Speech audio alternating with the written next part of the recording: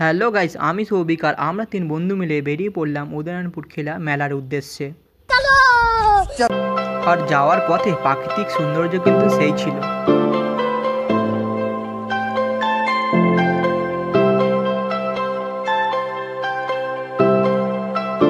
প্রাকৃতিক সৌন্দর্য উপভোগ করতে করতে পৌনে 1 ঘন্টা বাইক রাইড করার পর আমরা চলে এলাম উদয়নপুর খেলাতে। বাইক জমা রেখে মেলার দিকে হাঁটতে শুরু করলাম। আমরা তিন বন্ধু মেলায় এন্ট্রি নিয়ে ঘুরতে শুরু করে দিলাম।